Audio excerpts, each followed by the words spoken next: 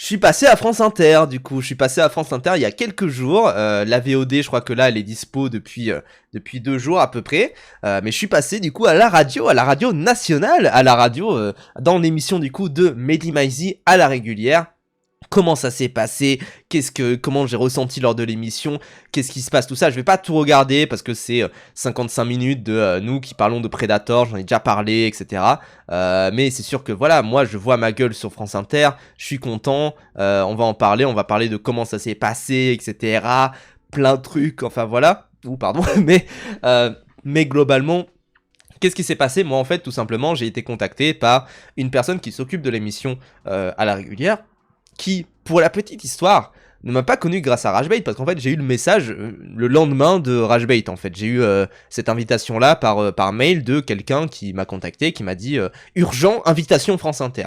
Alors moi je coupe mon live, je vois ce mail là, et je me dis putain, ça se trouve en fait ils ont envoyé il y a 1 heure, donc j'appelle direct, il y a un numéro dedans et tout, je le lis vite fait, je vois que c'est une émission Predator avec Mehdi Maizi, tout ça, enfin voilà, j'appelle direct et je me dis ok, bon bah je vais, j'espère que c'est pas trop tard, et donc du coup bah j'appelle et ça me dit allô? Ah mais en fait déjà quoi, et en fait globalement du coup ça, en fait il venait de l'envoyer, c'est à dire que je regarde le truc et je vois il y a 0 minute. Donc, du coup, j'ai appelé très très rapidement, forcément, et il ne s'attendait pas à ce que je réponde aussi facilement. Et donc, ben, il me dit, en fait, je t'ai pas connu grâce à l'émission Ragebait, parce que moi, je me dis, bah, trop bien. Enfin, de toute manière, j'imagine que vous avez vu l'avis qu'on a fait avec Ragebait. Il dit, ah non, non, moi, je vois que vous avez fait ça, mais moi, j'ai pas encore vu l'émission. Mais par contre, bah, moi, je t'ai connu grâce au clip de Théodora. Donc le clip de Théodora Congolais sous BBL dans lequel je suis, et après en fait il a commencé à me suivre sur d'autres réseaux, à voir ce que je faisais, et puis bah du coup il a bien aimé, et puis voilà quoi, et du coup en fait ce qu'il fait c'est que à la régulière c'est principalement une émission qui parle de musique mais qui parfois va parler de cinéma, et bah c'est une émission qui est assez nouvelle, je crois qu'elle a pas plus d'1 an, hein, il me semble, et moi de ce que je vois c'est qu'ils veulent un peu parfois parler de cinéma, notamment parler des dernières sorties. Et là, du coup, ils ont fait une émission, ils voulaient faire une émission spéciale Predator, et ils se sont dit, bon, on va regarder dans le panel des gens qu'on a envie d'inviter, et on va voir, et moi, du coup, c'est le deuxième qu'ils ont contacté, juste après, du coup, Yerim Sar, qui lui est journaliste rap et cinéma. Je crois que c'est la première fois, d'ailleurs, que Mehdi Maizi invitait Yerim Sar sur France Inter, parce que sinon, c'est souvent un binôme, hein, quelque part, Yerim et Mehdi. Et du coup, je me suis dit, bah, trop bien. En plus, je vais revoir Yerim, que j'ai déjà vu ici, que vous avez déjà vu ici dans le cadre du bingo, qui a donné un bingo qui était super chouette, je trouve. Et du coup, forcément, moi je suis tout content, et bah, je me prépare, je me dis ok, je vais revoir vite fait des bouts de Predator, etc. C'était un moment atroce, parce qu'en fait j'étais en même temps en train de préparer la deuxième émission de Ragebait, où j'ai eu énormément de films à rattraper, entre les films des invités, tout ça, enfin voilà, ça a été assez complexe, et forcément du coup je revois des bouts de Predator, tout ça, je me prépare. Je vais du coup à la maison de la radio, qui est dans le 16e, c'est loin, c'est très chiant, c'est très chiant d'aller à la maison de la radio. J'y vais, j'arrive en 15 minutes avant, tout ça. Et bah du coup, alors je comprends pas exactement où est-ce qu'on va, qu'est-ce qu'on fait, comment ça se passe, tout ça. Et en fait, je trouve que le problème de la radio, quelque part, c'est qu'on est vraiment mis dans le flou à plein d'endroits. Notamment, on sait pas trop c'est quoi le déroulé de l'émission, ça se passe très rapidement. En tout cas, moi, l'expérience que j'avais, c'était que ça se passait très rapidement. Je savais pas trop où est-ce que j'allais. Et surtout, par rapport à une émission Twitch, ça, je vais y revenir, je pense, un peu, mais par rapport particulièrement à moi, ce que je connais, c'est-à-dire les émissions sur Twitch, mais aussi les lives sur Twitch, moi, typiquement, là, je sais que je peux arrêter le live dans 2 heures, 1 heure, 30 minutes, 4 heures, je ne sais pas trop en fait où est-ce que je vais pendant que je parle d'un sujet.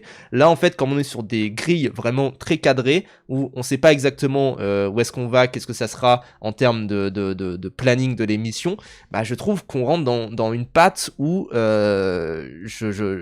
que je parlais plus de 30 secondes, j'avais l'impression de déjà un poil trop parler. Et c'est pas quelque chose de Mehdi qui me disait de fermer ma gueule, bien évidemment que non, mais je sentais dans l'air que je parlais un peu trop, parce qu'il y a tout un déroulé d'émission, que tout doit aller très vite, et que vraiment il n'y a pas ce temps pour pouvoir prendre des pauses, et qu'en plus il y a un déroulé très droit, très carré autour de l'émission, particulièrement du coup autour de l'émission à la régulière, et qu'en fait je comprends particulièrement pourquoi dans plein de cadres d'émissions radio, il y a ce sentiment d'empressement et de devoir aller vite. C'est qu'en fait, bah, t'es vraiment pressé par le temps et je trouve que c'est vraiment enfin, c'est vraiment un autre monde par rapport à Twitch, et évidemment moi je m'en suis pas mal inspiré en vrai de cette expérience là pour Ragebait, de me dire où est-ce qu'on prend du temps, où est-ce qu'on va un peu vite, comment est-ce qu'on dit d'aller plus vite sans pour autant le dire, parce que généralement ça met mal à l'aise l'invité que de dire on va devoir sauter cette catégorie là, des trucs du genre, et mais c'est toujours des stratégies pour vraiment pouvoir passer à autre chose et essayer d'aller un peu plus loin que ce qui est donné dans le timing court qu'on peut avoir, quoi. Parce que forcément, les live Twitch que je fais naturellement, ça peut durer 3 heures, ça peut durer 4 heures, ça peut durer 1 heure, je ne sais pas. Mais les émissions, c'est plus cadré parce que bah, on a des techniciens, on a des gens, et puis voilà. Et du coup, je vais parler aussi d'un autre sujet, c'est-à-dire que moi, du coup, bah, j'arrive, je sais pas trop où est-ce que je vais. Je suis dans une loge avec un ancien basketteur, un ancien handballeur, je sais plus exactement. Handballeur, livre, je crois qu'il a sorti, j'ai vu récemment qu'il avait sorti un livre, mais je sais plus qui c'était, c'est un ancien handballeur, il a fait un livre en mode, oui voilà c'est lui, c'est ce type là, je sais plus son nom, comment il s'appelle lui, le type là qui est sur l'affiche pour les fans de sport, de sport du handball. Je suis dans la loge avec lui, Mehdi Maizi et un autre type, et qui est accompagné de quelqu'un d'autre, et du coup je sais pas trop comment ça se passe, etc. Je sais pas si on sera qui on sera, c'est Nicolas Karabatic, ah voilà, c'est Karabatic, ok.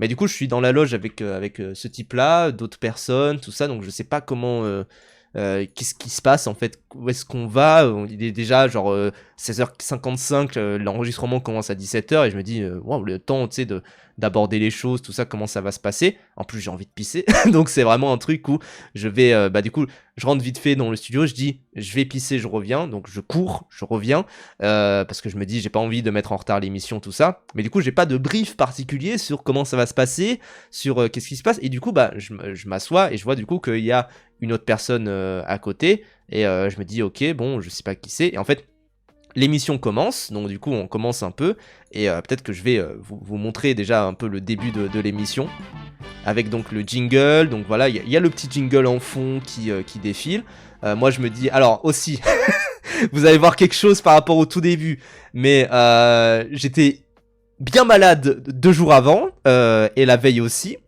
et donc, bah, forcément, si vous regardez un peu, parce que moi je savais pas exactement comment ça se passait pour les pauses musicales, parce qu'il y en a à peu près toutes les 10 minutes, il y a une petite pause musicale et tout, un peu plus, à peu près toutes les 15 minutes, voilà, il y a peut-être 4 pauses musicales dans toute l'émission, et donc moi je ne sais pas comment ça se passe lors des pauses musicales, parce qu'en fait, si vous voulez, en fait, au milieu, j'ai rapidement compris qu'au milieu, il y avait cette petite loupiote qui brille en rouge quand on est enregistré, quand le micro commence à nous enregistrer.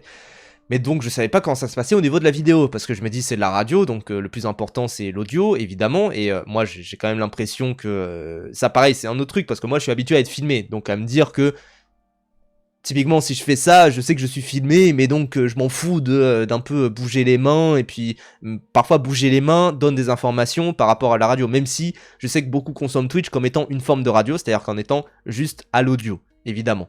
Mais du coup, ça fait que j'étais malade, et donc forcément, comme quand je suis malade là actuellement, parce que je suis encore un poil pris, bah forcément je vais tousser sur le côté, et en fait vous allez voir que pendant les pauses où on va discuter, bah je vais me moucher, je vais vraiment tousser sur le côté. Je vois Mehdi qui pareil tousse sur le côté à plein de moments, etc. forcément, mais moi j'essaye un peu de tempérer et de me dire que quand le micro n'est pas sur moi, et quand je vois que la parole n'est pas sur moi, parce que on avait une sorte de petit retour, j'allais pointer du doigt mon écran comme un débile, on avait une sorte de petit retour sur ces petites tablettes là il y avait des sortes de tablettes, on avait un petit retour du visuel de l'émission, et donc je savais quand est-ce que les caméras ne sont pas sur moi. De toute manière, il y a un vrai truc aussi, c'est que il n'y a pas de plan de coupe généralement quand on est à France Inter, c'est-à-dire que vous allez voir, hein, mais quand c'est Mehdi Maizi qui parle, c'est Mehdi Maizi qui est à l'écran. Quand c'est Yerim Sar qui parle, c'est Yerim Sar qui est à l'écran. Et quand c'est moi qui parle, c'est moi qui suis à l'écran.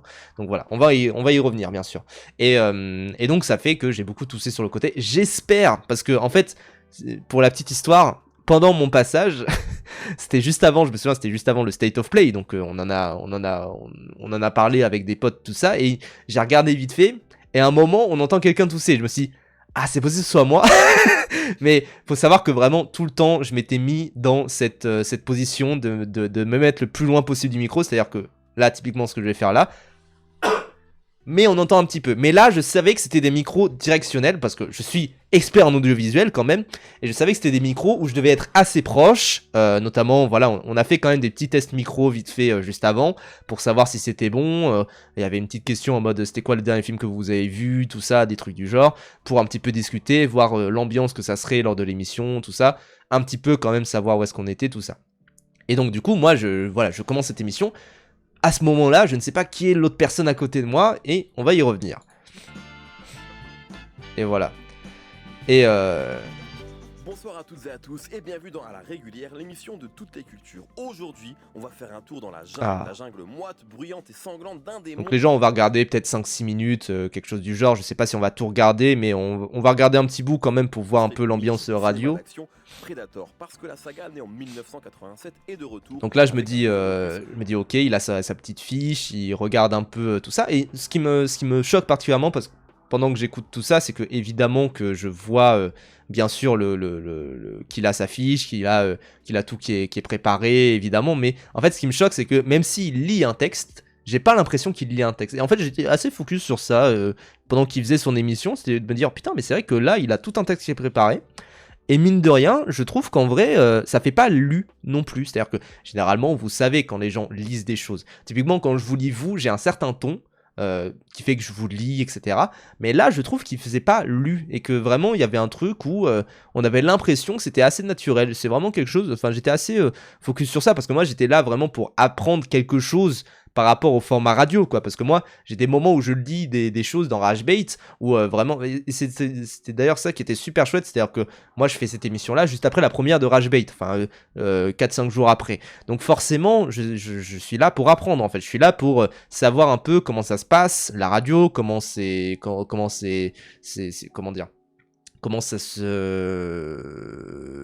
Comment c'est quoi l'ambiance, qu'est-ce que je peux en apprendre en tant que compétence pour que la deuxième soit encore meilleure de RageBait et que la troisième après, enfin voilà, des trucs du genre. Là du coup on vient de faire la deuxième juste hier et j'ai l'impression quand même que la deuxième était déjà un peu meilleure en termes de ton, qu'on avait bien à trouver nos mots. Alors même si on était fatigué, qu'on était épuisé mentalement et en termes enfin vraiment de maladie, etc., c'était très compliqué, mais je trouve que mine de rien la deuxième en termes d'ambiance et de comment on relaye les informations, comment on relaye le temps également, même si on a dépassé, bah en vrai elle était plutôt pas mal quoi. Et je trouve que à ce niveau-là j'ai appris plein de trucs, et effectivement ce côté d'avoir un truc moins lu entre guillemets, même si on a nos fiches un peu dans RageBait, je trouve que ça se ressent aussi quoi.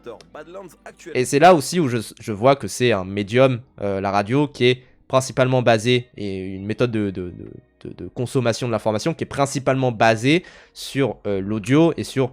Et en fait, la vidéo, c'est un truc secondaire, quoi. C'est-à-dire que pendant les pauses où on parlait entre nous, pendant les pauses musicales, parce que vous verrez, il y a des interludes musicaux, en fait, en soi, on parlait entre nous, tranquille, comme si de rien n'était, on s'en foutait, quoi, vraiment. Et on se mouchait, enfin voilà. Mais parce qu'on se disait, c'est principalement de la radio, donc c'est principalement fait pour être consommé dans le cadre d'une radio, quoi.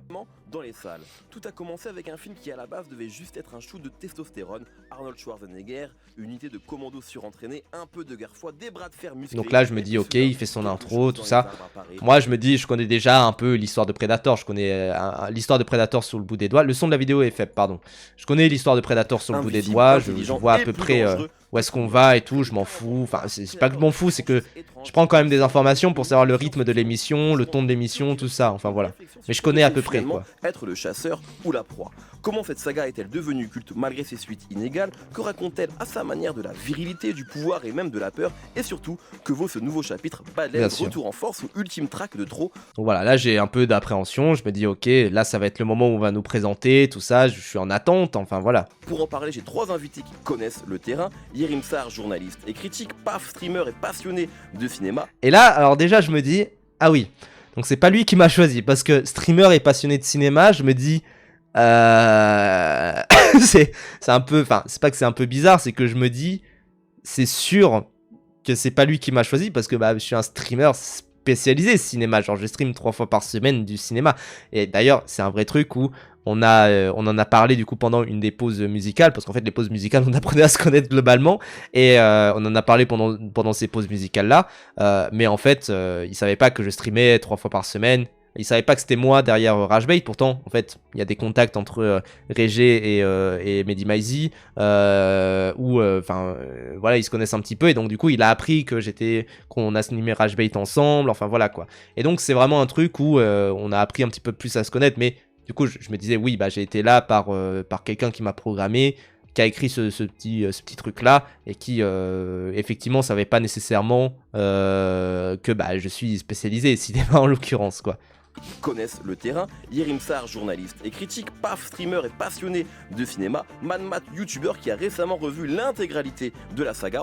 Et donc c'est là que j'ai appris son nom. C'est là que j'ai appris le nom de Madmat. Et alors, faut savoir quelque chose, c'est-à-dire que je sais qu'il y avait des commentaires là-dessus dans le chat. Moi, je ne connais pas ce que fait Madmat. Alors, je ne connais pas déjà dans le cadre de l'émission, je sais pas qui c'est, et je sais pas qu'est-ce qu'il a foutu là, enfin voilà. Passionné, c'est spécialisé, c'est pareil, non. Bah, en fait, ça fait très, ouais, je trouve que le côté streamer et passionné de cinéma, ça fait très, il est streamer, et oui, parfois, il parle un peu de cinéma, quoi, ça fait un peu bizarre, alors que, bah, je suis juste... streamer cinéma en fait en l'occurrence quoi, mais parce que je parle que de ça quasiment.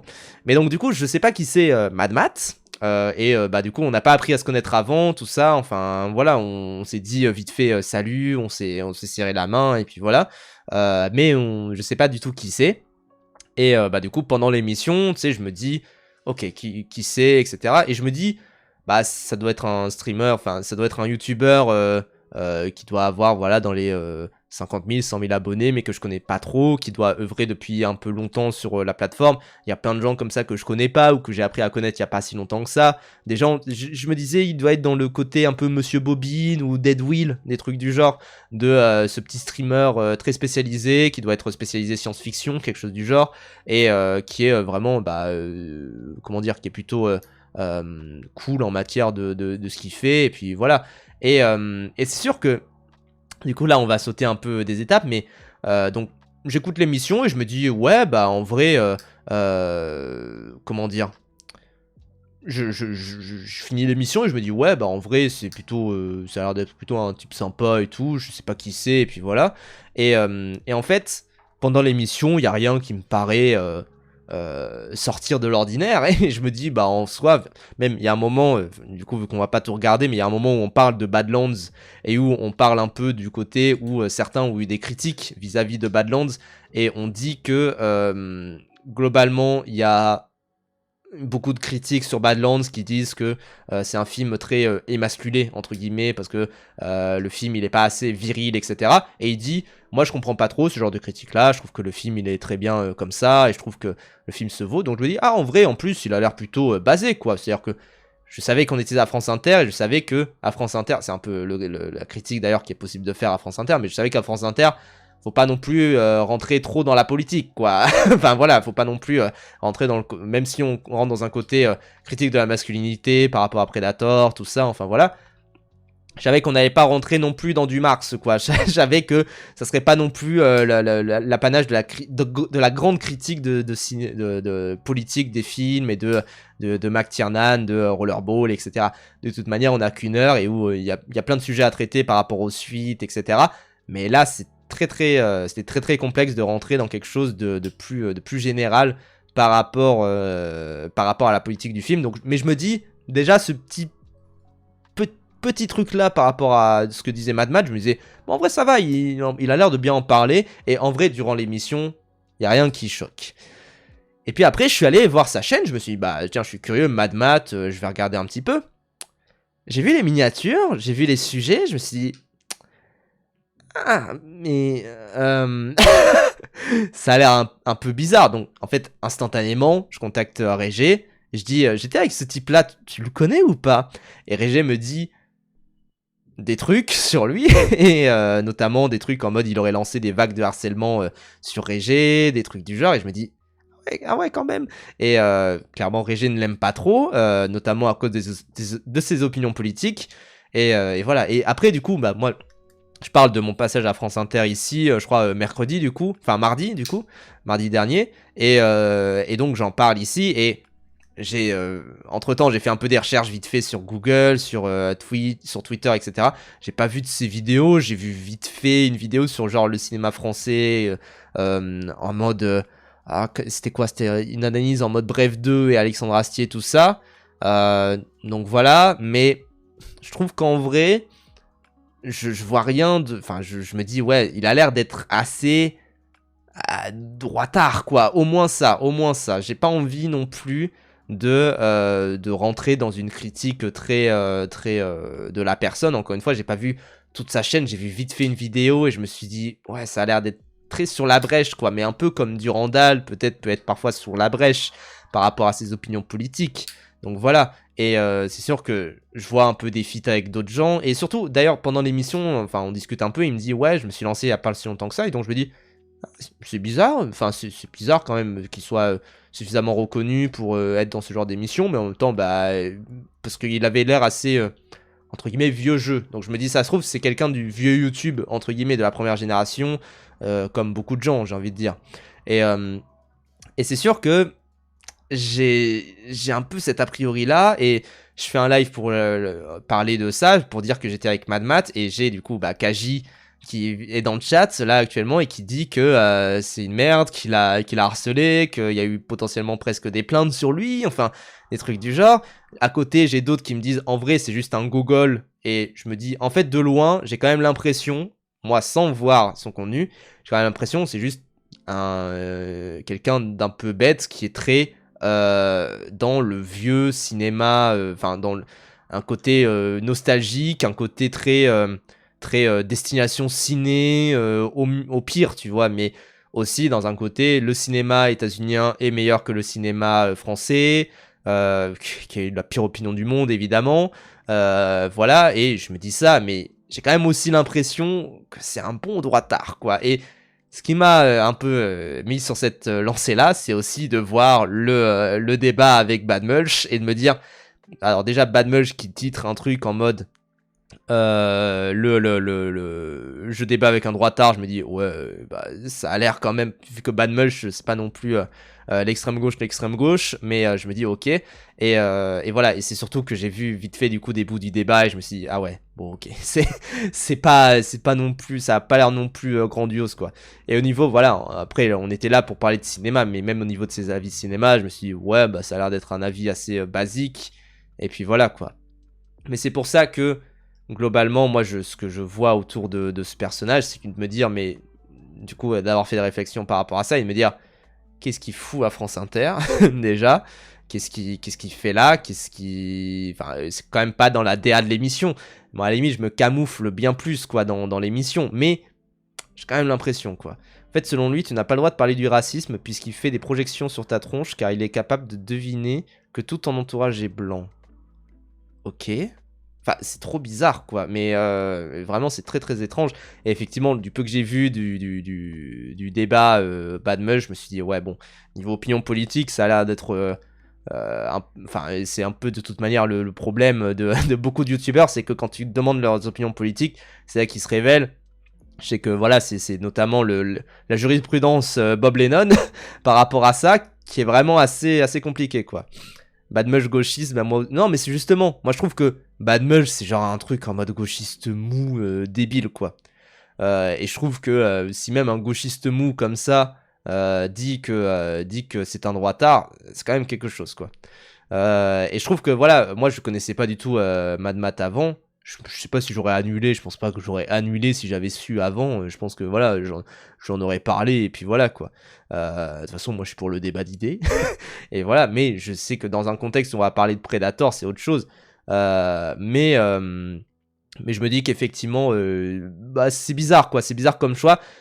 C'est possible, je sais pas ce qui a motivé ce choix-là, je sais pas trop ce qui a motivé tout ça. J'ai quand même l'impression que c'est juste qu'ils ont tapé Predator YouTube. Peut-être que la vidéo du coup de Mad Matt est sortie juste avant et qu'ils voyaient le côté où comment dire, ils voyaient le côté où il s'était tapé les Predators juste avant et qu'ils se sont dit ouais ok je vais l'inviter comme ça et puis voilà. Je pense que ça s'est fait dans la hâte aussi hein, parce que moi j'ai vraiment, je vous dis, j'ai reçu l'appel vendredi pour l'émission le lundi.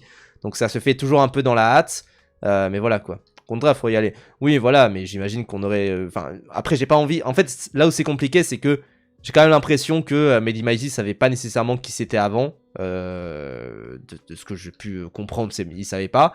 Et que même la personne qui a contacté savait pas nécessairement aussi. Et que juste il ne savait pas qui contacter. Et donc il s'est dit bon bah je vais prendre lui et puis voilà. Mais j'ai pas envie, en fait j'ai pas envie si je me mets à venir et à clasher Mad Matt, un truc du genre, tout ça. J'ai pas envie que ça ruine l'émission de Mehdi Maizy, quoi. C'est pas mon but, quoi. Surtout s'il est pas au courant de ce genre de truc-là, de ce genre de grief-là, quoi. Donc bon. C'est marrant parce qu'il a aussi l'air vachement de niche. Je pensais pas voir ce genre de profil sur France Inter. Oui, bah je pense vraiment qu'ils ont tapé Predator, critique de tous les films, qu'ils ont vu cette personne-là et qu'ils se sont dit ah ok bon vas-y, il fait il fait des vidéos sur ça, tout comme ils m'ont vu moi, ils se sont dit ouais, streamer est passionné de cinéma, ils sont pas posé de questions quoi. Enfin c'est un peu ça, c'est ce genre d'émission là, ça invite toujours des mondes ultra rapidement, dans la hâte, sans savoir avec qui tu vas être, et où nous je sais que sur Ragebait on fait quand même attention, on prévient les invités entre eux, au cas où il y aurait des bifs tout ça, pour éviter d'avoir un cas où ça pourrait annuler parce qu'ils se détestent quoi. Mais bon, la plupart des gens vont pas annuler pour ce genre de raison là, mais je vais vous prendre un exemple. Un exemple qui va peut-être vous parler. Il y avait un Zawa Show avec Rima Hassan qui s'est passé du coup avec Rima Hassan et pas continuellement. À la base, l'un des invités c'était... il n'y a pas des traces qui a été effacées de ça, hein, des invités c'était Oussama Hamar pour justement avoir un côté confrontation puis Rima Hassan. Il se trouve qu'en fait il y a eu des problèmes entre Rima Hassan et Oussama Hamar qui a fait que les deux pouvaient pas être là. Et donc ce qu'ils ont choisi c'était de dire bon bah du coup on va virer on va virer Oussama Hamar et on va prendre plutôt effectivement on va prendre plutôt Rima Hassan et remplacer du coup Oussama Hamar par pas comme tellement et puis ça va bien se passer quoi. Donc voilà, c'est sûr que et puis aussi Richaldo, tu pointes un bon truc du doigt, c'est-à-dire que effectivement il n'y a pas la même cadence aussi, c'est-à-dire qu'à la régulière c'est une émission 5 fois par semaine si je me trompe pas, c'est-à-dire tous les jours de la semaine. Donc c'est sûr que ils sont dans le rush, je comprends à ce niveau-là, mais c'est sûr que prévenir les gens des autres invités qu'il va y avoir, etc. Moi c'est surtout le côté où ouais j'avais pas tellement de visibilité avant sur qui avait tout ça. C'est pas un mal non plus, l'émission s'est faite, l'émission s'est passée, mais je veux dire, je pense que si demain ils font la même émission mais où ils invitent des gens en mode comment dire, en mode ouais comment dire, où ils invitent par exemple Régel Gorilla et quelqu'un qui déteste Régel Gorilla, c'est-à-dire la moitié des gens sur Terre. Bah oui, ça va mal se passer quoi, mais il faut un peu savoir ça quoi. Bizarre, quand Lazawa en avait parlé, ils avaient dit qu'il avait eu un problème mais qu'ils l'ont pas invité pour le protéger. Non, quand ils en avaient parlé, ils avaient quand même dit que c'était qu'il y avait un problème quoi. Ouais, bah oui, mais la moitié des... Regarde, il y a un mec qui te dit t'es islamophobe dans le chat. Genre vraiment quoi. Donc bon, c'est ça le truc.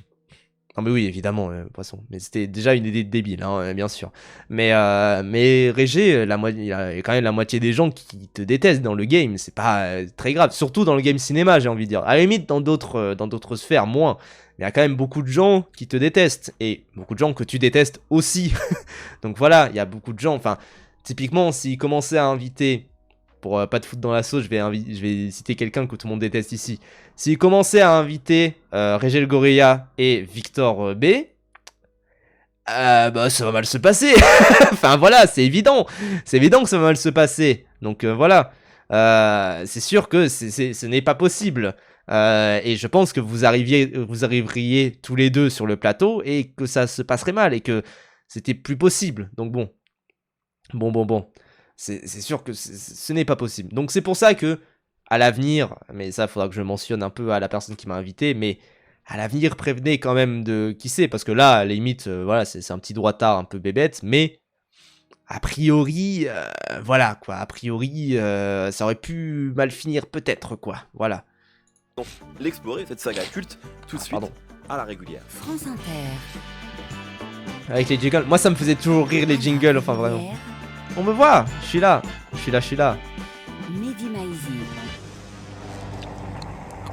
Je limite, en plus, regardez, je limite à côté de ça. Je propose Pota et Inox pour la prochaine fois. Oui, voilà, c'est ça. Je propose Inox Tag et Régil Gorilla. Je propose Potatoes et Anime pour la prochaine fois. Enfin voilà, c'est débile. Je limite. Il boit son verre d'eau, je bois mon verre d'eau. D'ailleurs, on avait plus d'eau au bout de genre 15 minutes d'émission. C'était horrible. C'est vraiment horrible, quoi.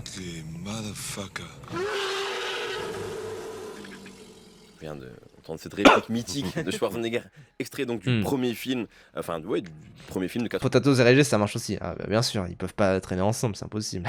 Mais en vrai, voilà. Régé arrive, il y a Potatoes. Compliqué. C'est voilà. En fait, réalisé par John McTiernan. On va commencer par le commencement, mais qu'est-ce qui fait Didier et Goya, oui, voilà. Que ce premier film est autant culte? Yerim, qu'est-ce qui explique? Bon, alors, Yerim, alors d'ailleurs, ce n'est pas un no shade, hein. Il est lui-même conscient de ça, hein. Mais c'est sûr que du coup, je parlais du fait que moi, j'avais l'impression à chaque fois de prendre du temps. Yerim Sar, il est assez connu pour avoir un rythme de parole plutôt lent.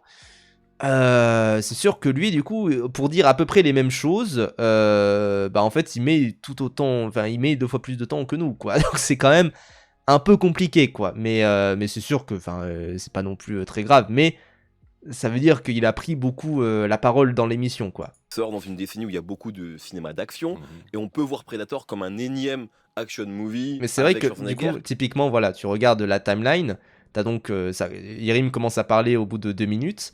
Et après, t'as donc une intervention de 2 minutes. Et après, moi, j'ai mon intervention qui, elle, dure, 1 minute, quoi. À peu près. Un peu plus. Ah ouais. Mais voilà. On va regarder, je pense, uniquement mes interventions dans le cadre de ce React pour voir si j'ai été pertinent à chaque fois. À voir un peu. Paf, qu'est-ce qui, selon toi, rend aussi le monstre, parce qu'il s'agit aussi d'un film de monstre, même si on le voit un peu différemment. C'est moi qui tousse ou pas? Selon toi, rend aussi le monstre, parce qu'il s'agit aussi d'un film de monstre, même si on non, je me suis replacé dans ma chaise, je crois. Le rend aussi iconique, le Predator. Pour moi, c'est vraiment, alors déjà, il y a toute une histoire derrière. C'était censé être Jean-Claude Van Damme qui le jouait. On va y revenir après, tout à fait, exactement. Tout à fait, mais je pense c'est fou ça. Oui, déjà rien que ça, c'est assez passionnant. Mais surtout, moi, ce qui... Alors, je bégaye légèrement, je m'en excuse les gens, mais voilà. Ce qui m'a beaucoup intéressé, parce que moi j'ai rattrapé les Predators plus tardivement, peut-être que vous avez un peu de nostalgie autour de ça, mais moi je l'ai rattrapé vraiment il y a quelques années tout au plus. Et donc du coup, c'est pas des films d'enfance pour toi? Pas du tout, moi j'étais plus team SOS Fantôme, Retour vers le futur, qui étaient des films plus accessibles entre guillemets et tout public. Je suis quand même, on peut le noter, plutôt beau. Pardon. Mais non, mais je trouve qu'en vrai, ça va, j'étais vraiment pas dégueulasse lors de l'émission. J'avais vite fait les cheveux en pagaille, mais ça, à la limite, ça me donne un petit style. Et je trouve qu'en vrai, ça va. C'est vraiment, je suis plutôt stylé. Enfin, je suis plutôt tranquille. Et je trouve qu'en vrai, je suis plutôt bien, quoi. Et ça va, j'arrive, autant je bégaye peut-être un poil, mais je trouve qu'il y a une bonne interaction avec Mehdi et que ça se passe bien. Et voilà. Mais c'est vrai que Predator, déjà, ce qui est assez passionnant avec le monstre, c'est qu'il y a un côté biomécanique, entre guillemets, c'est-à-dire que c'est le pire de... Il semble à la fois naturel, à la fois biologique, quelque part, et en même temps, il y a un côté militaire et armes plus puissantes que les armes qu'on a, nous, pauvres humains, quelque part, qui le rend, en fait, déjà, alien, vu qu'on sait que c'est un extraterrestre plus tard, évidemment, mais qui le rend d'autant plus passionnant. Et puis aussi, comme tu dis, Yerim, il y a ce côté retourner la chasse, retourner le mythe de Schwarzenegger qui va taper tout le monde, etc., qui va être le plus fort, qui là va devenir totalement effrayé, et on se dit qu'est-ce qui peut effrayer la plus grande bête de son temps qui est Schwarzenegger, quoi. Donc en vrai, belle intervention, et surtout, alors c'est vrai que quelqu'un l'a noté, mais effectivement, moi je me suis dit, on va parler de Predator, je vais me fondre dans le décor, donc j'ai pris mes habits les plus rouges, j'ai pris mon magnifique pull quand même, je me suis pas dit, je vais venir avec la chemise Shadow, parce que déjà je me suis dit, ça se trouve, il y a un côté où les armes à feu sur la chemise, ils vont pas trop kiffer, tout ça. Mais je me suis aussi dit que ça allait peut-être mal passer par rapport à la licence de Shadow, et peut-être qu'ils allaient devoir, vous savez, un peu flouter, mettre des scotch noirs un peu partout, etc. Donc je me suis dit, je vais quand même éviter, mais voilà quoi. Mad Matt, Bon, Mad Mat, on s'en fout, mais on va regarder principalement mes interventions hein, dans le cadre d'ici.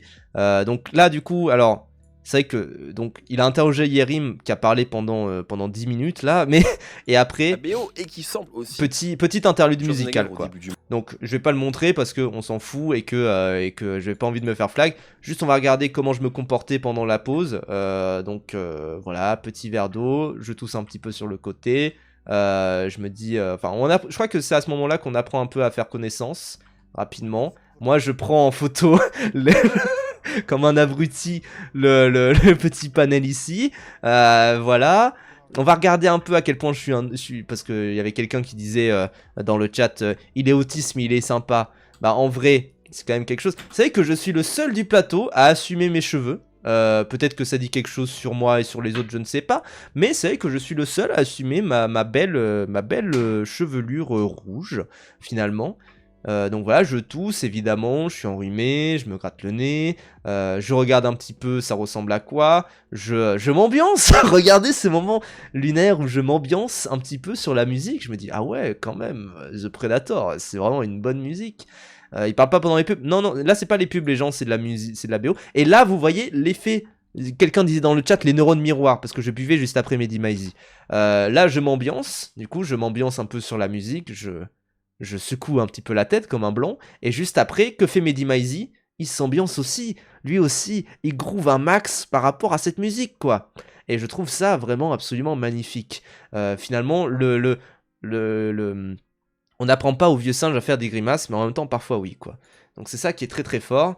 Et voilà, et je me remets un peu les cheveux en place, que personne ne peut faire autour de la pièce, vu que tout le monde a des casquettes. J'essaye, voilà, de les mettre un peu plus en arrière. Je tousse un peu, et on reprend. Tac. Normalement, là, on reprend d'ici quelques secondes. Ah non, là, voilà. C'est là que t'as Mehdi, du coup, qui me demande, du coup, toi, tu stream voilà, comment ça se passe. Donc moi je réponds et là du coup je dis ah oui mais j'anime aussi Ragebait avec Régel Gorilla et là il fait ah oui Ragebait, enfin voilà, et du coup il comprend etc, enfin voilà, on est de lancer la première donc il avait un peu pré-capté et voilà, et du coup moi en tant que comme plutôt poli je demande aussi je sais pas comment ça se passe pour cette émission. Je crois que je demande aussi un peu plus tard à Mad Mat, enfin voilà, là je demande à Mad Mat qu'est-ce qu'il fait, je lui parle un petit peu. Je lui dis bon, depuis quand tu fais, enfin, voilà, fais l'imitation de Mehdi. Non les gens, je vais pas imiter Mehdi, mais voilà.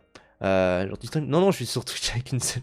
Non oui mais voilà, mais globalement du coup on discute, on apprend un peu à se connaître, enfin voilà, là en fait c'est le moment, c'est le truc qu'on aurait dû faire dès le début, c'est-à-dire apprendre à se connaître globalement.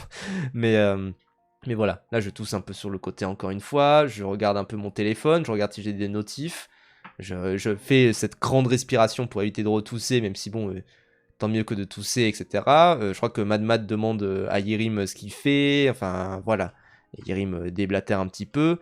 C'est pas le moment le plus passionnant de l'émission, tout simplement parce qu'on est en off, je me mouche un peu, on est en off, la musique prend du temps, et c'est sûr que du coup, moi je vois Mehdi remettre son casque et je me dis ok, on va repartir, tant mieux. Je crois que là juste il donne des notifications en mode on va skipper ce truc là, un truc du genre, et voilà. Tac, donc ça reprend tranquillement. Et là vous voyez d'ailleurs la loupiote au milieu qui est de plus en plus rouge, et puis voilà quoi. Et donc on continue, je sais plus qu'est-ce qu'on aborde ici. 1992.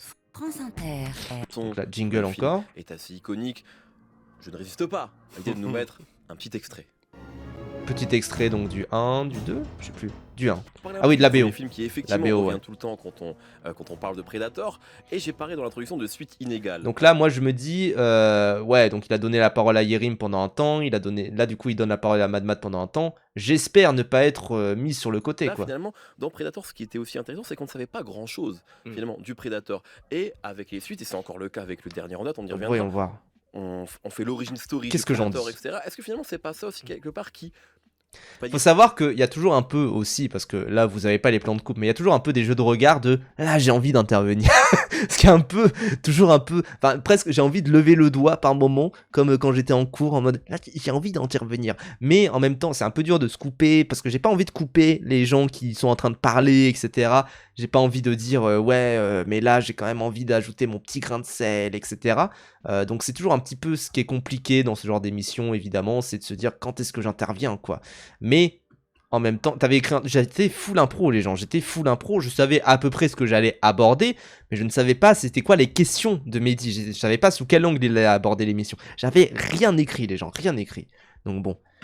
Mais qui amoindrit en tout. Depuis quand Predator est dans le même univers qu'Alien hors crossover? Depuis le 2. En fait, dans le 2, il y a un petit easter egg avec le fait qu'on va voir les chasses qui avaient été faites par le Predator précédemment et qu'on voit un crâne de xénomorphe. Et donc, c'est de là que vient le fait que c'est dans le même univers, quoi. C'était à la base un petit easter egg, et après, du coup, est venu le Alien vs Predator, qui de base avait été plutôt... Enfin, Ridley Scott avait tout fait pour pas que ça se fasse, parce que Alien, ça reste son petit bébé, et en fait, finalement, ils l'ont fait quand même, et puis voilà, quoi. En tout cas, l'impact des suites, c'est que finalement, on sait peut-être presque trop de choses sur le Predator. C'est la difficulté d'ailleurs quand on a une licence qui fonctionne d'un coup, c'est qu'on se dit oula, il va falloir un petit peu développer, alors que justement le premier Predator est basé sur le mystère. On voit le Predator que 10 minutes avant la fin et puis c'est tout, quoi. On a un peu ça avec le Silence des agneaux où on voit très peu Hannibal Lecter, et dans Hannibal, on le voit tout le temps dans Hannibal, et ça casse un peu ce qui a fait le succès du premier. En fait. Exactement. Et là, dans Predator 2, on était quand même encore dans un équilibre parce que oui, on sait à quoi ressemble le Predator, on va un poil explorer le fait que ça soit un chasseur qui est pas juste obsédé par la Terre et par les États-Unis et qu'il est allé partout ailleurs, etc.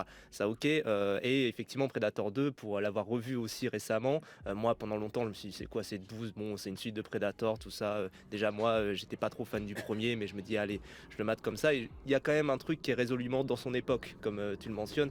C'est-à-dire qu'on est dans un film qui est dans le sillage de tout ce qui est Strange Days de Bigelow, tout ce qui est Escape from New York également, enfin, Jungle urbaine, qui était une très bonne idée effectivement pour renouveler la formule. Et ce qu'on retrouve dans les autres suites de Predator, et pour le coup effectivement les Alien vs Predator, les deux qui sont assez immondes, peut-être on y reviendra, mais aussi Predators et The Predator, c'est de vouloir en rajouter, de vouloir énormément développer, et en fait ça fait un globi-boulga où oui c'est un petit peu intéressant par moment de l'explorer, mais on se dit que ça aurait plus sa place dans un roman, dans un jeu vidéo peut-être, que dans un film de cinéma, quoi.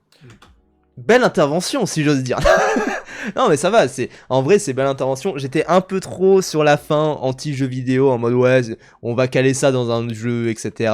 Mais vas-y, c'est juste, vous avez compris quand même le principe, c'est-à-dire que oui, effectivement, et je suis d'accord avec ce qui est dit là, en même temps, heureusement, mais je suis d'accord avec ce qui est dit là, c'est-à-dire que oui, en vrai, il y a quand même quelque chose où l'attrait des Predators, c'est le côté où on va revenir exclusivement sur un mystère autour du Predator, de ne pas savoir qui c'est, de ne pas savoir ce que c'est, mais il y a quand même un petit problème de trop rentrer à l'intérieur, de trop rentrer dans le lore autour du Predator, qui effectivement peut être un petit peu complexe, quoi.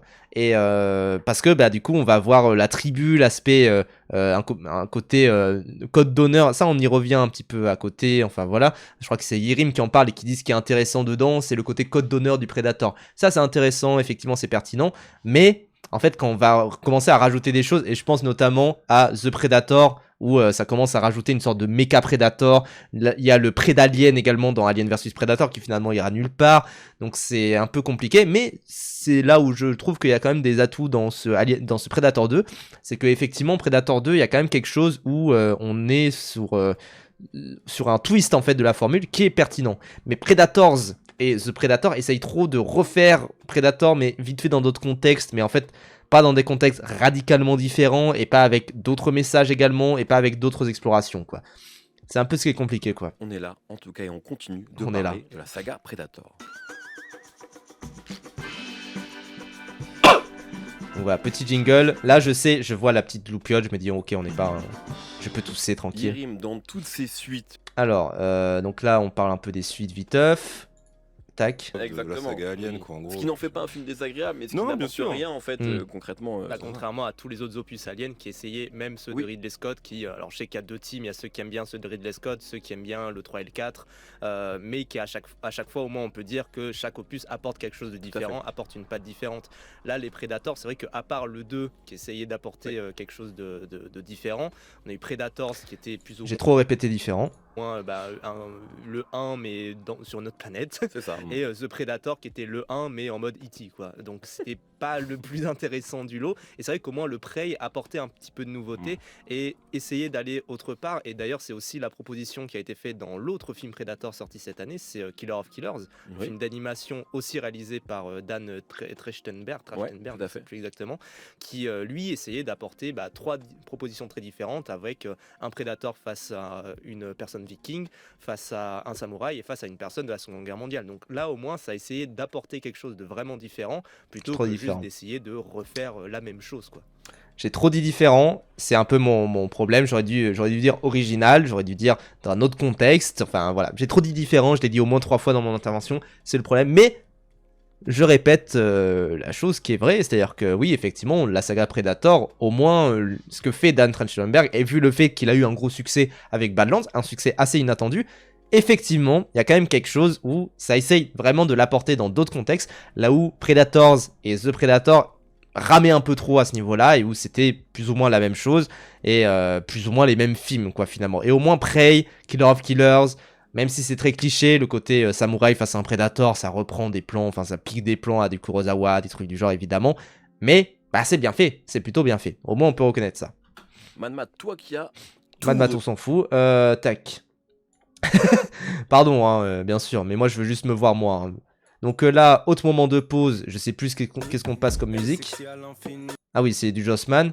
Et donc voilà, donc là on se dit des trucs en mode ah oui, pardon, comment tu t'appelles, parce que je crois qu'il avait écorché son prénom un peu plus tôt. Et donc voilà, on parle un petit peu, tranquille, Ah oui, là il me passe de l'eau, Yerim. Goat, W Yerim qui me passe un petit peu d'eau, donc trop bien. On s'entraide finalement entre nous, enfin voilà, c'est trop bien. Oui, non, mais le live, j'avoue, il est très chelou parce qu'il y a d'autres personnes à part moi. En plus, là, je crois qu'on redébrief, on reparle un peu du Prey, on parle un peu de nos vrais avis, entre guillemets, en dehors de tout ce qui est dans le cadre de l'émission et tout. Et là, je sais plus de quoi on parle, mais d'un autre truc, enfin. Je crois qu'on parle d'autres films, vraiment carrément d'autres films finalement. On parle d'autres choses. Mais c'est vraiment... je sais plus exactement, mais vraiment on parle vraiment d'autres trucs totalement. Et je sais plus c'est quoi la suite. Ah oui, je crois que je me souviens. À New York. Et il lui faudra presque plus de 10 ans pour se refaire une place à Hollywood, notamment en revenant dans le bal lieutenant d'Abel Ferrara. Ah oui, là on parle, c'est vrai. En fait, tu as du coup... Mehdi qui introduit super bien les sujets, qui parle du fait que dans le Predator, c'était censé être Jean-Claude Van Damme qui jouait le Predator finalement.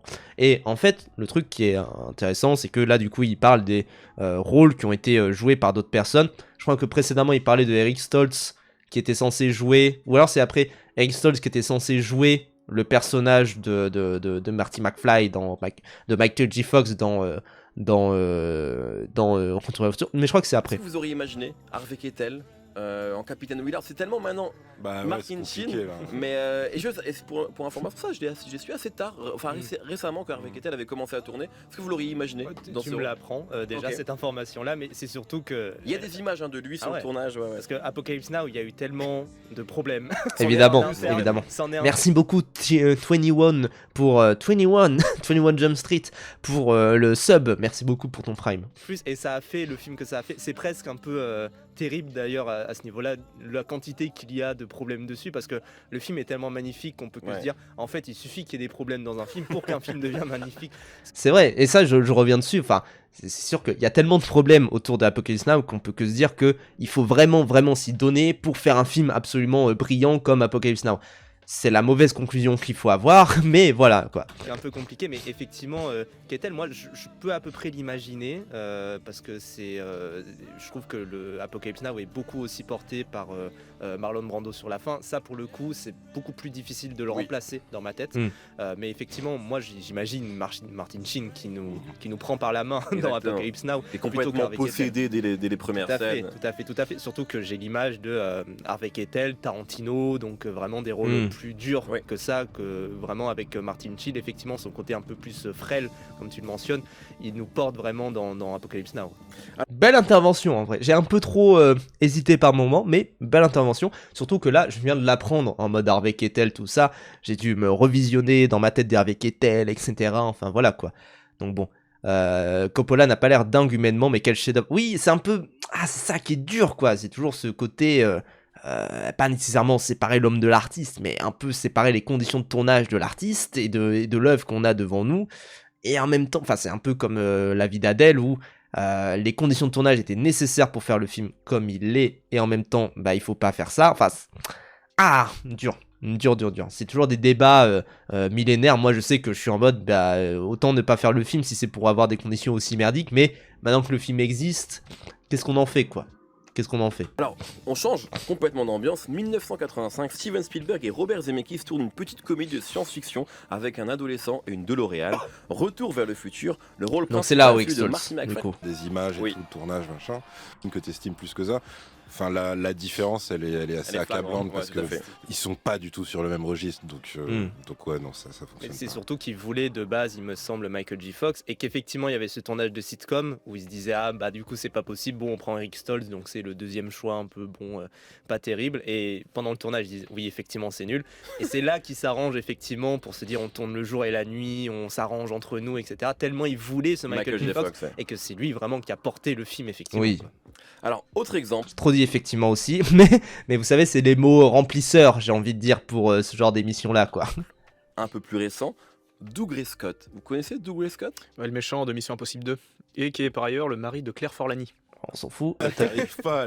C'est impossible. Déjà parce que t'as Magnum dans la tête. Ah oui, donc là on mentionne effectivement un autre cas, c'est Magnum et bah du coup comment il s'appelle l'acteur de Magnum, je sais plus son nom, qui était censé jouer du coup Indiana Jones face à la place de Harrison Ford. Tu Et donc là je crois que Est-ce je le qu'il est avec sa mentionne. moustache, sans sa moustache, ça, tu et vois. surtout je crois que du coup Spielberg voulait pas le prendre à la base Harrison Ford parce que c'était un de ses premiers, enfin c'était un choix Il le recommandé connaissait, par George Lucas. Lucas, exactement. Il le connaissait, il disait ouais mais en fait ça fera trop, tu vois, il a Han Solo, il a ce Ouais. rôle là, ça fera trop. Bon au final il a les deux rôles, Ouais. tant mieux. Tant mieux, tant mieux. Hmm. On revient Tom Selleck, voilà, Tom Selleck. tout de suite pour parler de monstres et de prédateurs au cinéma. Donc là, encore une fois, petite pause. Qu'est-ce que j'ai fait pendant cette pause? Ah non, micro-pause, vraiment. Micro-pause. Ah, et là, je crois que ça devient Petit jeu. intéressant. Ah. Vous allez élire le meilleur monstre du cinéma. Est-ce que c'est Alors là, attention. Je me souviens, pendant l'émission, j'ai pensé à vous, le chat, j'ai pensé à vous.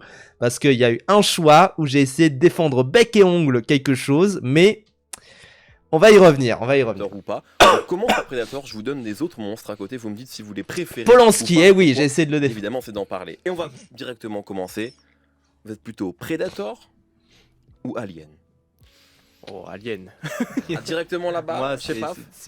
ben, déjà, si on juge uniquement par rapport au film, je trouve quand même que la majorité des aliens sont Oui. des très bons films. Mais on voire parle des- du monstre. Hein. Ah oui, mais déjà juste à juger des films, bon, Oui, il je suis d'accord. n'y a pas débat, mais par rapport au monstre, effectivement, moi j'adore le design de Giger pour Alien. Je trouve qu'il est vraiment. J'essaye de citer les petites références pour faire sérieux, parce qu'il y a quand même ce truc où je me dis, on est à France Inter, il faut que je fasse sérieux quand même, hein. Il y a des petites références à mettre, vous savez quoi. Génial et qu'il est assez pluriforme en plus.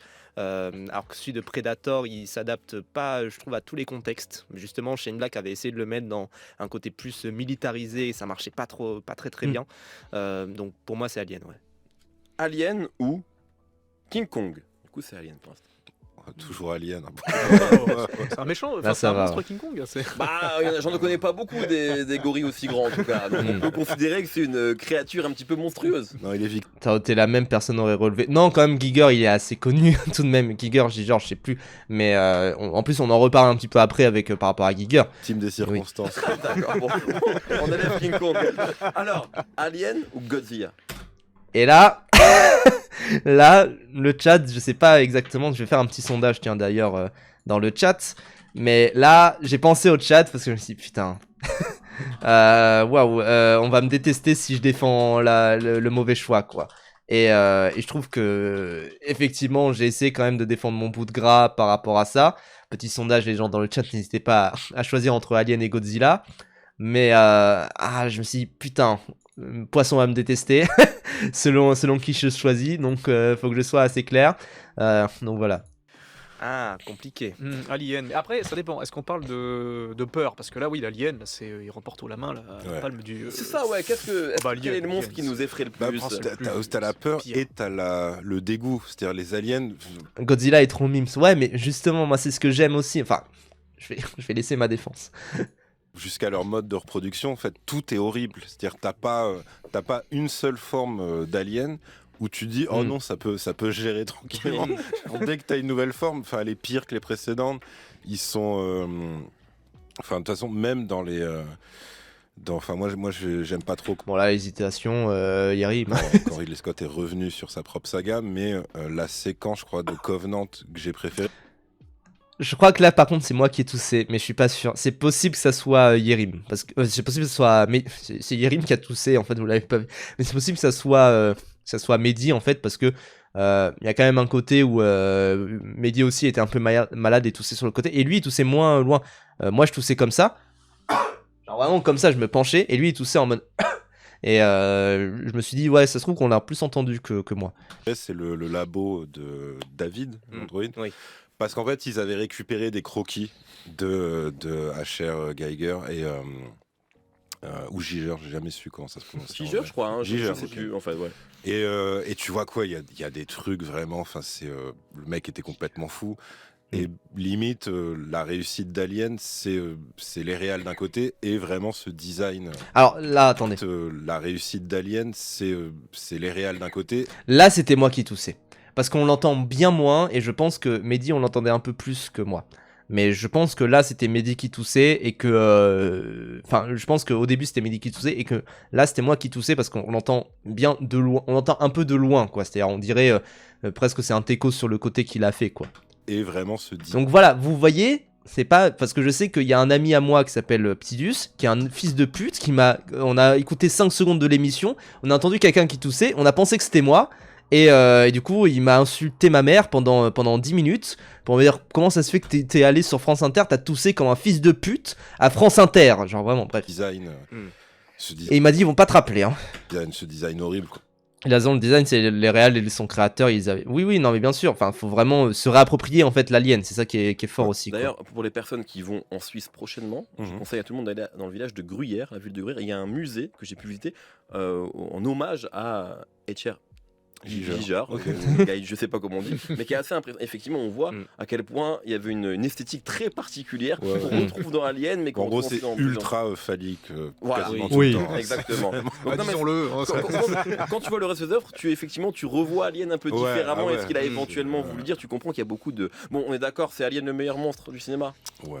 Plus C'est terrifiant, dur ouais, parce que c'est Godzilla aussi, je trouve qu'il a un côté très métaphore pluriel, c'est-à-dire que ça a été utilisé comme une métaphore de la guerre, comme une métaphore plus récemment d'ailleurs dans Minus One, comme une métaphore du trauma et du biais du survivant, comme une métaphore des catastrophes naturelles avec Shin Godzilla. Donc en fait c'est un monstre qui est tellement pluriel, et effectivement peut-être qu'il perd un peu en identité parce que ça a aussi été une mascotte positive effectivement, donc de ce côté-là il fait pas très bien peur ce Godzilla par moment, et on est plutôt même de son côté par endroit, là où l'alien effectivement c'est quasiment tout le temps l'antagoniste. Même dans les Aliens versus Predator, on est plutôt du côté du Predator que des aliens. Oui, c'est ça, c'est que Là, j'étais content quand même de ce que j'ai pu dire. Mais c'est vrai que je comprends le côté où l'alien est constamment l'antagoniste, alors que Godzilla peut être un protagoniste, peut être un allié des gentils, j'ai envie de dire.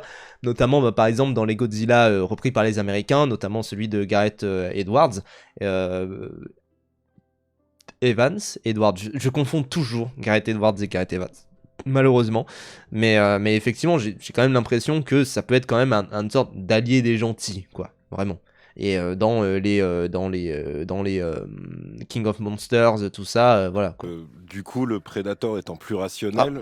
La Brigitte, donc. Oui, c'est ça, c'est que du coup, le Predator étant plus rationnel, lui, en fait, alors déjà, il tolère pas l'existence du Prédalien, puisque évidemment. Là, c'est possible sur nous deux. Non, ils ont pas pu s'empêcher de faire infecter un Predator, et puis tout ce qui en sort, c'est donc le Prédalien. Même le nom est nul.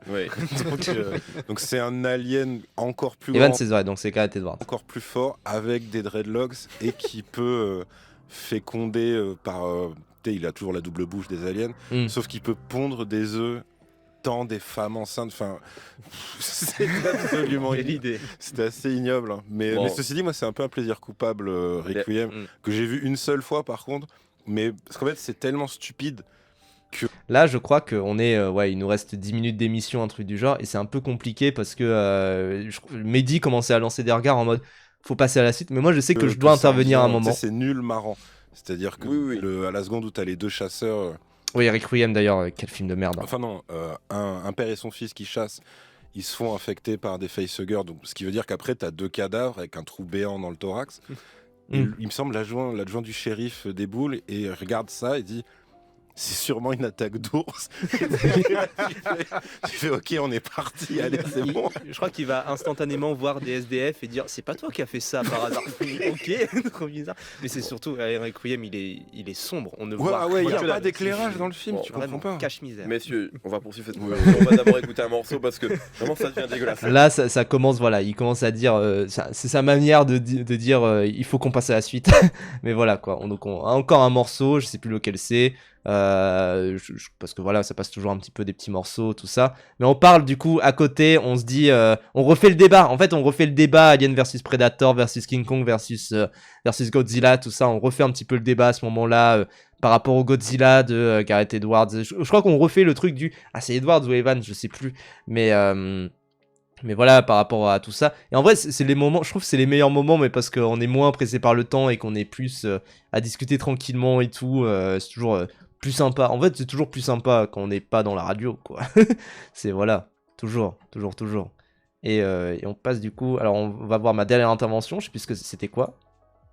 En termes de tout ce qui se passe à l'écran, en termes des espèces qu'on retrouve, etc. Je trouve que ça fait très Star Wars, mais vraiment J'allais le dire, les Star Wars exactement. originaux. Et d'ailleurs, il me semble que Dan Trachtenberg, très dur à prononcer, pardon, a dit récemment en interview qu'il s'était inspiré pour l'intrigue et pour cette collaboration du coup entre le Predator et un androïde de la Weyland-Yutani, puisqu'on reste quand même dans du Alien aussi et dans une forme de pré-crossover Alien versus Predator. Il s'est inspiré du début de Star Wars épisode. Alors, j'espère que c'est vraiment ça, parce que moi, je sais que j'avais dit ça, et je sais que pendant l'émission Rage Bait, on s'est dit, attends, c'est pas une autre collaboration, peut-être un autre truc.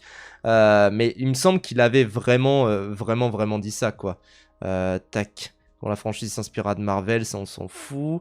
Mais je crois qu'il a vraiment, il est vraiment revenu là-dessus, qu'il a dit ouais, je me suis inspiré de R2D. Oh, très bien.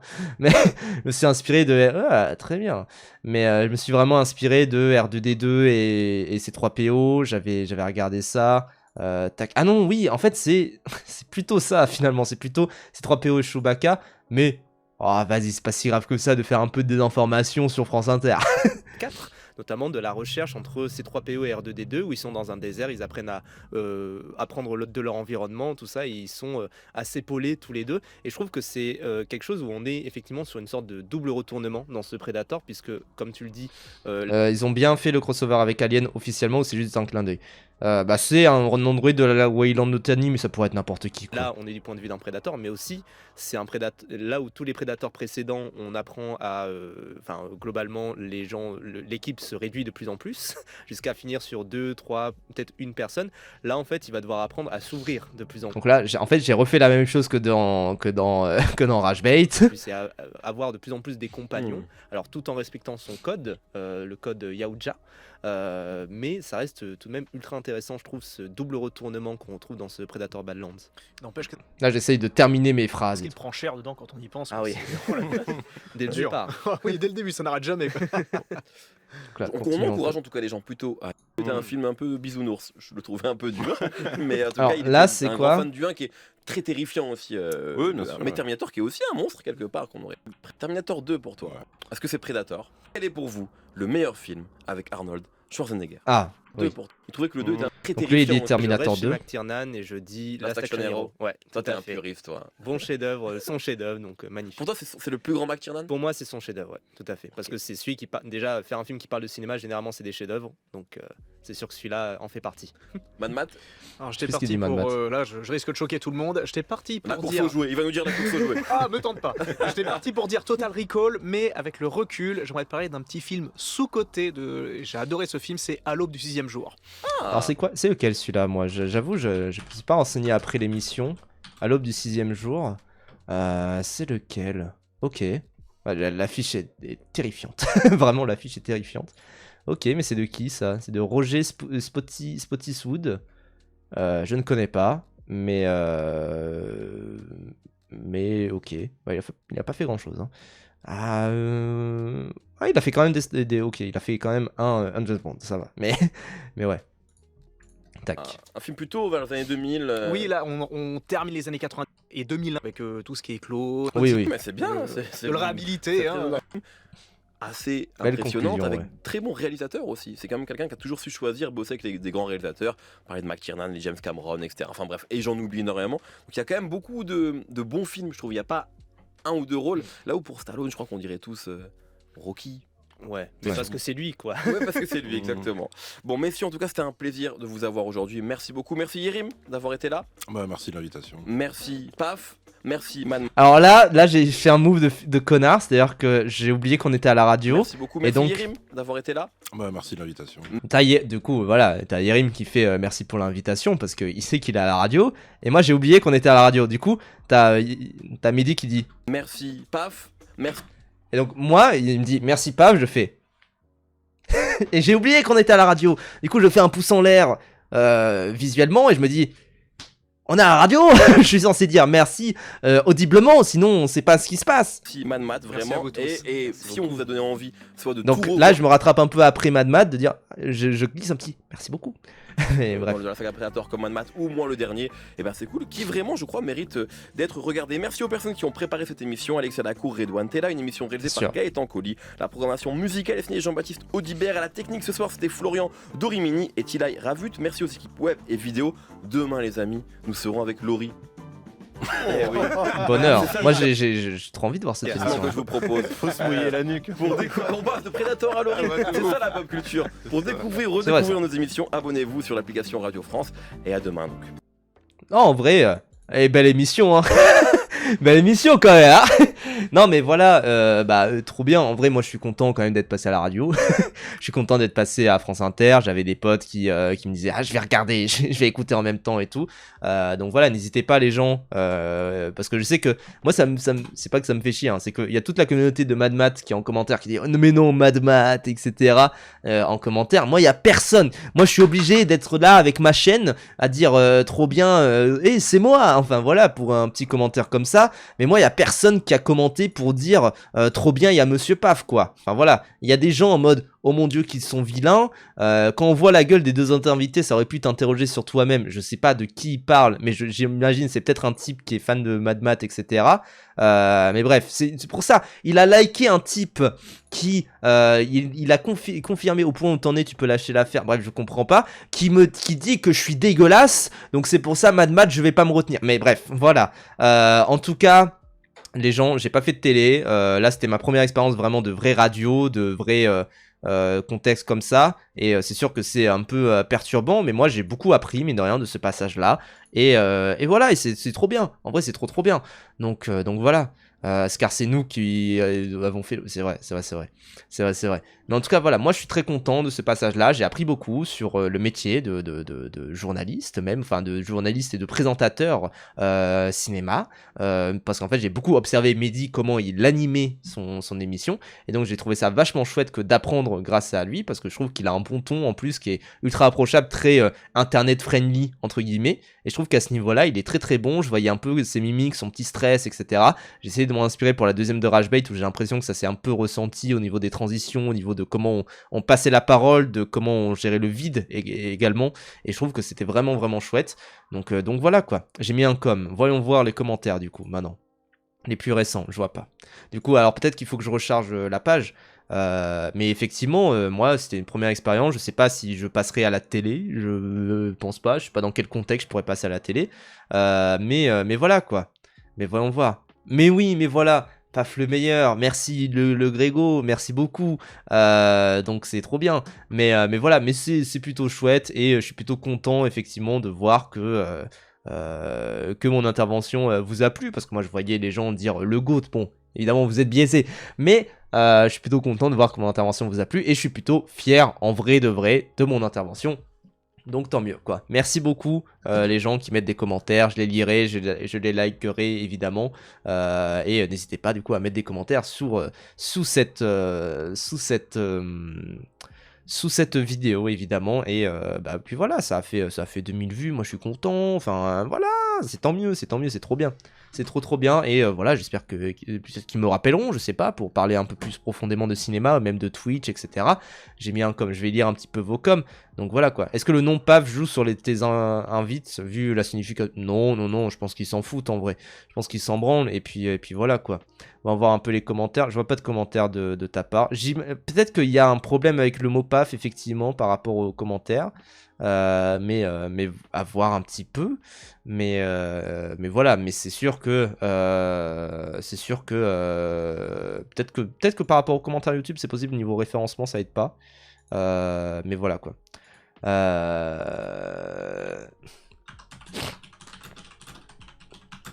pas vrai. Très cool les analyses de Monsieur Paf. Mehdi toujours au top, pardon. J'ai cliqué sur le pseudo sans faire exprès. Mais merci les gens d'avoir mis des petits coms quand même, ça fait plaisir. Et voilà quoi. Et c'est sûr que Mehdi en vrai a animé d'une main de maître cette émission là. Et je suis content d'en avoir fait partie. Et je suis content ne serait-ce que de pouvoir avoir des petits screens de moi qui passe à France Inter. Je pense que ça va être ma PP sur les réseaux, un truc du genre, c'est possible aussi.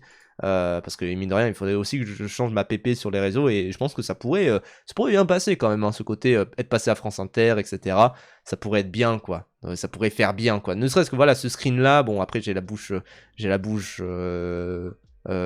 ouverte, donc ça fait pas terrible. Mais je pense que peut-être ce screen là c'est possible quoi. Ce screen là c'est possible de le mettre en tant que screen de mon intervention à France Inter pour montrer que je suis passé là-bas, etc. Enfin voilà, parce que je sais que sur l'annonce j'ai pris la frame où j'avais l'air le plus horrible, mais voilà, mais cette frame là magnifique pour montrer mon passage à France Inter, parce que je regarde un peu dans l'horizon, je regarde un peu le loin, je regarde un peu un invité, etc. J'ai un regard animé par quelque chose, c'est magnifique. Donc vraiment, moi je trouve ça très beau quoi. Vu qu'il y a déjà, oui c'est vrai que sur mes photos de profil un peu partout, il y a déjà pas assez de rouge quelque part. Donc tant mieux quoi. Mais mine de rien, je trouve que c'est plutôt agréable que de passer à France Inter. Et voilà quoi. Et je vais voir pour est-ce qu'il y a des moments où je suis plus rigolo, franchouillard quoi, pour avoir une belle pépé où je souris, parce que moi j'aime bien sourire mine de rien quoi. J'aime bien sourire, c'est plutôt sympa de sourire et avoir un petit peu. Est-ce qu'il y a des moments où je souris? Ah voilà, là il y a un moment où je rigole. C'est chouette. Tac, on va voir un peu. Après j'ai l'air d'un Cro-Magnon quand je rigole. Mais voilà, un screen comme ça, c'est plutôt sympathique. Et tac, j'essaye de voir pour avoir une belle photo de profil, on va l'attraper ensemble les gens. Ça j'ai l'air plutôt... Ah en vrai celle-là elle est bien, celle-là elle est très bien, je regarde vers l'horizon et tout. Le problème c'est les mains qui bougent un peu, le flou de mouvement, mais ça à la limite voilà, j'ai déjà analysé le flou de mouvement chez France Inter. D'ailleurs c'est vrai que j'ai analysé France Inter en mode le flou de mouvement sur le doigt d'honneur de Jean-Luc Mélenchon, et je suis allé au même endroit. Alors je crois que c'est pas le même plateau, mais vous avez compris les gens, vous avez compris. Et je trouve que voilà, donc c'est très bien. Et je trouve que j'ai un beau regard, je suis fait pour être à la radio, pour être à France Inter, les gens. Rappelez-moi.